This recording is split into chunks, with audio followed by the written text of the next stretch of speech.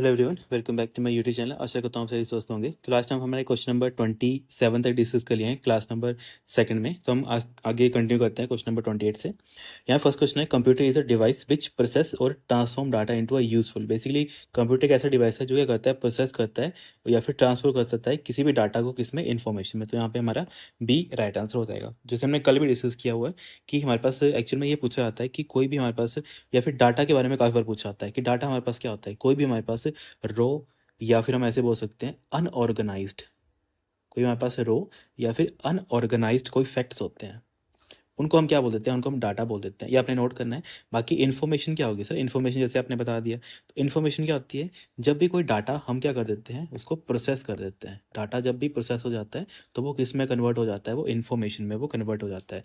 या फिर इन्फॉर्मेशन को हम कैसे बोल सकते हैं, क्योंकि यहाँ पे ये डाटा क्या है, अनऑर्गेनाइज्ड है, तो इसको हम बोल सकते हैं ये क्या होता है, ऑर्गेनाइज्ड हो जाता है। ऑर्गेनाइज्ड फैक्ट्स हम इसको बोल देते हैं। बाकी इसके अलावा ऑर्गेनाइज नहीं दिया होगा तो वहाँ पे हम ऐसे बोल सकते हैं कि डाटा क्या हो गया, अब हमारा स्ट्रक्चर्ड वे में हमने क्या किया, उसको यूज़ कर लिया हुआ है।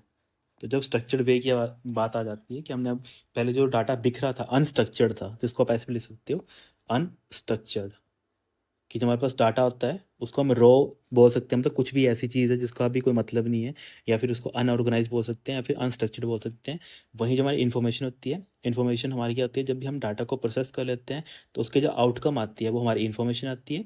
इन्फॉर्मेशन हमारे पास ऑर्गेनाइज्ड बन जाती है, इसके अलावा वो स्ट्रक्चर्ड बन जाती है। तो कुछ भी आए तो आपने बस नोट करना है।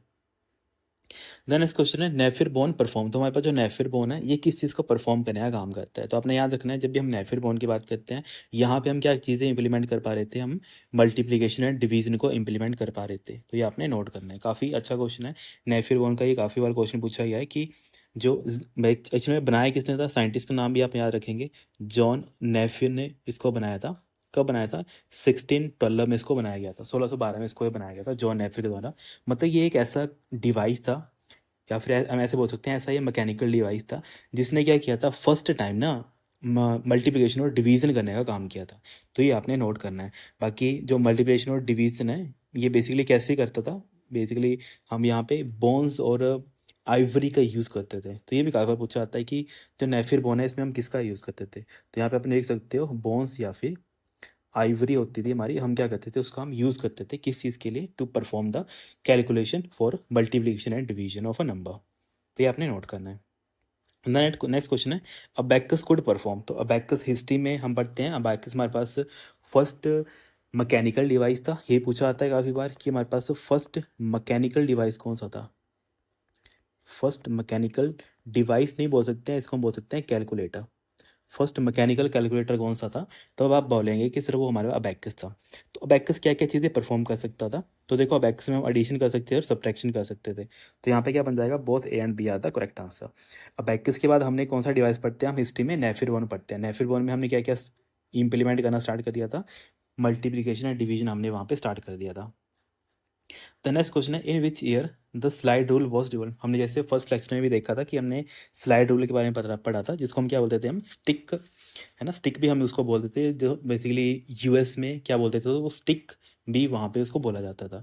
तो स्लाइड रूल था वो कब डेवलप हुआ था, बेसिकली हमारे पास ऑप्शन नहीं दे रखा है, तो आप बस यहाँ पे नोट कर लेना कि स्लाइड रूल हमारे पास 1620 में इन्वेंट हुआ था। किसने इसको इन्वेंट किया था, आपने याद रखना है, ये विलियम ऑर्ट्रेड के द्वारा क्या बनाया गया था, ठीक है, स्लाइड रूल को बनाया गया था। और जो हमारे पास स्लाइड रूल था ना, ये बेसिकली हम बोल सकते हैं ये बेस था, based on the concept of algorithm. The concept of, मतलब जो एल्गोरिदम की वैल्यूज थी ना उनको बताने का ये काम करता था, कंसेप्ट ऑफ लॉगरिथम्स। तो ये डाटा होता है जो एग्जाम में पूछा जाता है, तो इसको भी आपने क्या करना है, नोट कर लेना है। देन नेक्स्ट क्वेश्चन है, computer use fill in the blank number system to store data and perform calculation. तो कंप्यूटर किसका यूज़ करता है, कितनी बार मैंने बता दिया किसका यूज़ करता है, वो बाइनरी का यूज़ करता है ना। बाइनरी को ही हम समटाइम क्या बोल देते हैं, बाइनरी को ही हम सब डिजिटल भी बोल देते हैं, बाइनरी या फिर डिजिटल। और डिजिटल डाटा या फिर बाइनरी डाटा किस वे में होता है, हमारे पास 0 1 की वे में हमारा होता है। क्योंकि यहाँ पे नंबर सिस्टम की बात की है ना, तो नंबर सिस्टम कौन बन जाएगा, बाइनरी हमारा बन जाएगा। तो ऐसे करके छोटी चीज़ें होती हैं जो एग्जाम में पूछी जाती हैं। देन नेक्स्ट क्वेश्चन है एनिएक। तो एनिएक की फुल फॉर्म क्या आती है, इसको बोलते हैं हम electronic numeric integrator and calculator. तो यहाँ पे क्या बन जाएगा, फर्स्ट यहाँ पे आपका राइट आंसर बन जाएगा। तो देखो, जो भी हम डिवाइस पढ़ते हैं ना, तो उनके आपको ये याद रखने हैं कि लास्ट में वो कंप्यूटर है कि कैलकुलेटर है, क्योंकि जब एग्जाम में ना क्वेश्चन पूछे जाते हैं तो वहाँ पे आपको कंफ्यूज करने के, देखो यहाँ पे भी देखो क्या लिखा है, electronic numeric integrator and computer, है ना। तो यहाँ पे क्या है, क्या बन जाएगा, सॉरी यहाँ पे ना ऑप्शन हमने गलत टिक कर दिया, यहाँ पे सी बन जाएगा राइट आंसर। ओके, यहाँ पे ई आपका राइट आंसर बन जाएगा, है ना, थोड़ा जल्दबाजी के चक्कर में,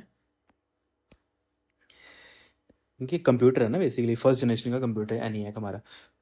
तो आपने याद रखना है कि इसकी फुल फॉर्म क्या है हमारे पास, electronic numeric integrator and computer. तो यहाँ पे ई आपका यहाँ पे क्या बन जाएगा, राइट आंसर बन जाएगा। देखो कंप्यूटर की जगह यहाँ पे कैलकुलेटर भी लिखा हुआ है, जस्ट आपको ये बताने के लिए कि ऐसे करके एग्जाम ना आपको कन्फ्यूज़ करने का ट्राई करता है, तो वहाँ पे आपने कन्फ्यूज़ नहीं होना है, आपने एग्जैक्टली जो उसकी फुल फॉर्म होती है वही आपने याद रखनी है।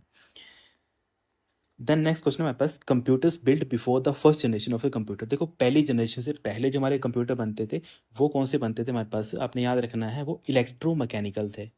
अब होता है क्या, जब हम हिस्ट्री पढ़ते हैं ना, जब हम हिस्ट्री पढ़ते हैं कंप्यूटर की, तो वहाँ पे आप हिस्ट्री में कंप्यूटर ऐसे पढ़ते हो, सबसे आप पढ़ते हो मैकेनिकल कंप्यूटर, है ना, सबसे पहले पढ़ते हो जो आपके पास मैकेनिकल कंप्यूटर आ जाते हैं। मैकेनिकल के बाद आप पढ़ते हो कौन से, इलेक्ट्रोमैकेनिकल, इलेक्ट्रो मैकेनिकल आप पढ़ देते हो। इलेक्ट्रोमैकेनिक के बाद लास्ट हमारे पास कौन से बन जाते हैं, इलेक्ट्रॉनिक्स, जो हमारे पास कंप्यूटर होते हैं, फिर हम इलेक्ट्रॉनिक कंप्यूटर जिसको आप बोलते हो, है ना, इलेक्ट्रॉनिक्स कंप्यूटर जो होते हैं वो हम यहाँ पे पढ़ते हैं।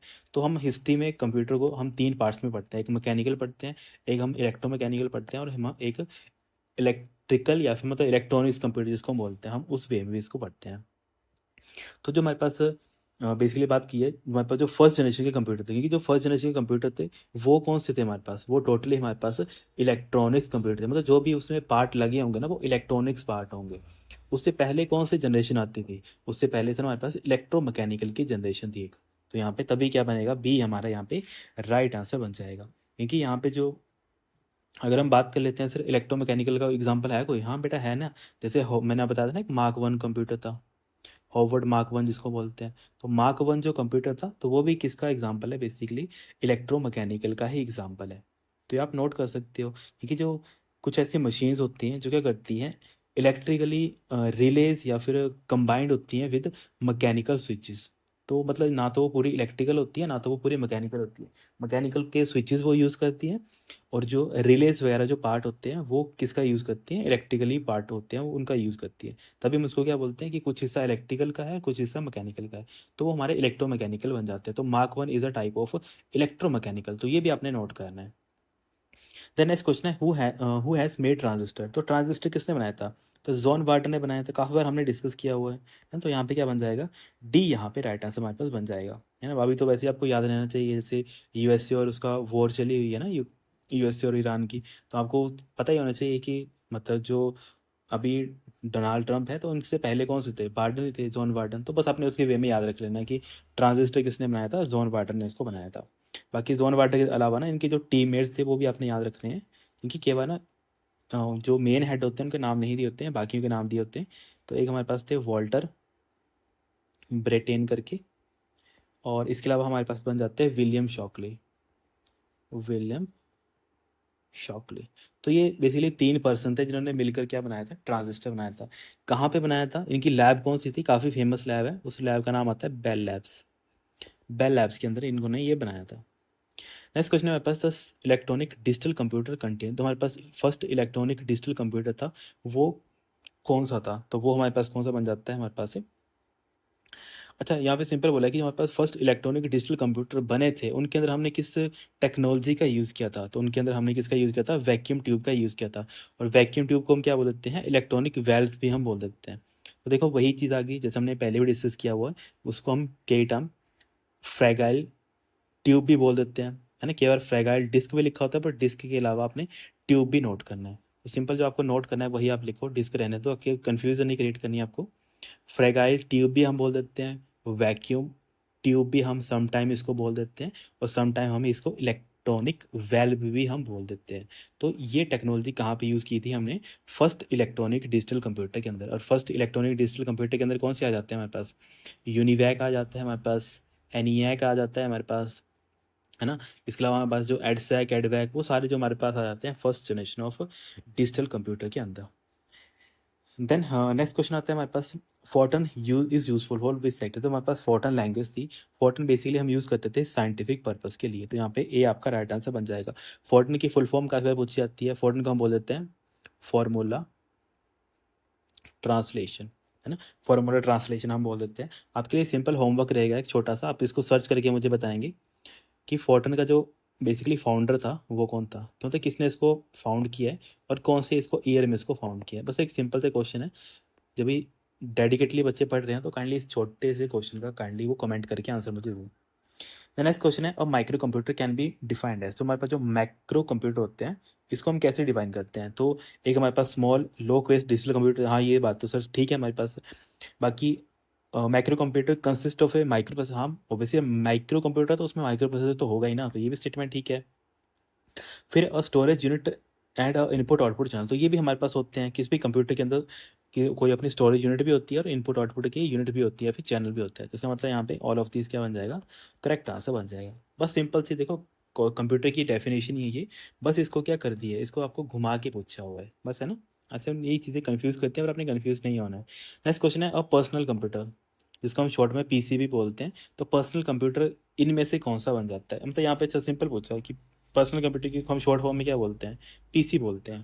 तो यहाँ पे आपने याद रखना है पीसी की शॉर्ट फॉर्म हमारी, मतलब पर्सनल कंप्यूटर की शॉर्ट फॉर्म हमारी पीसी भी होती है। नेक्स्ट क्वेश्चन है, व्हाट आर लैपटॉप्स। तो लैपटॉप्स क्या होता है हमारे पास, तो बेसिकली सर ऐसे लाइट वेट कंप्यूटर होते हैं जिनको हम कहीं भी कैरी कर सकते हैं। तो यहाँ पे क्या बन जाएगा, the light weight computer small enough to fit in a small suitcase, या फिर हम उसको ईजिली कहीं भी कैरी कर सकते हैं। तो यहाँ पे डी आपका क्या बन जाएगा, राइट आंसर बन जाएगा। तो आपके लिए होमवर्क रहेगा, फर्स्ट लैपटॉप का नाम क्या था, फर्स्ट लैपटॉप का नाम क्या था, ये आपका होमवर्क रहेगा छोटा सा। नेक्स्ट क्वेश्चन है, processing capacity of a micro computer is fill in the blank per second. तो हमारे पास जो माइक्रो कंप्यूटर है जिसको हम क्या बोल देते हैं, पर्सनल कंप्यूटर भी बोल देते हैं, उसकी कैपेसिटी कितनी होती है कि एक सेकंड में वो कितनी जो इंस्ट्रक्शंस है उसको निकाल सकता है फिर एग्जीक्यूट कर सकता है। तो उसकी नियर अबाउट 1 लाख होती है। तो यहाँ पे क्या बन जाएगा, ए आपका यहाँ पे राइट आंसर बन जाएगा कि 1 लाख इंस्ट्रक्शन एक सेकंड के अंदर हमारा जो नॉर्मल हम कंप्यूटर यूज़ करते हैं ना घर में, तो वो 1 लाख इंस्ट्रक्शन एक सेकंड के अंदर एग्जीक्यूट कर देता है। द नेक्स्ट क्वेश्चन है हमारे पास, fifth generation computer will use. तो फिफ्थ जनरेशन के जो कंप्यूटर थे वो किस टेक्नोलॉजी का यूज़ करते थे, वो हमारा ULSI का यूज़ करते थे, ultra large scale of integration. तो यहाँ पे आपका क्या बन जाएगा, डी आपका राइट आंसर बन जाएगा। बाकी थर्ड जनरेशन में हम किसका यूज़ करते थे, थर्ड जनरेशन में हम यूज़ करते थे LSI का, है ना। बाकी इसमें फोर्थ जनरेशन में हम किसका यूज़ करते हैं, है ना, फोर्थ जनरेशन में हम किसका यूज़ करते हैं बेसिकली। बाकी थर्ड आप रहने दो यहाँ पे, क्योंकि एग्जाम में आपको कंफ्यूज करने के लिए कई बार घुमा के डाल दिया जाता है। तो आप सिंपल नोट कर लेना कि थर्ड में हम ICs का यूज़ करते थे, या फिर समटाइम इसको हम MSI भी बोल देते हैं, मीडियम स्केल ऑफ इंटीग्रेशन भी बोल देते हैं। बाकी फोर्थ में हम किसका यूज़ करते हैं, LSI का, लार्ज स्केल ऑफ इंटीग्रेशन। इसके अलावा हमारे पास VLSI का। तो ये काफ़ी बार पूछा जाता है कि फोर्थ जनरेशन में हम कौन सी टेक्नोलॉजी का यूज़ करते हैं, तो VLSI का हम यूज़ करते हैं। तो ये सारे छोटे पॉइंट हैं, इनको काइंडली आपने नोट कर लेना है। बाकी इसके अलावा जो नेक्स्ट क्वेश्चन है उनको हम नेक्स्ट लेक्चर में देख लेते हैं। ओके।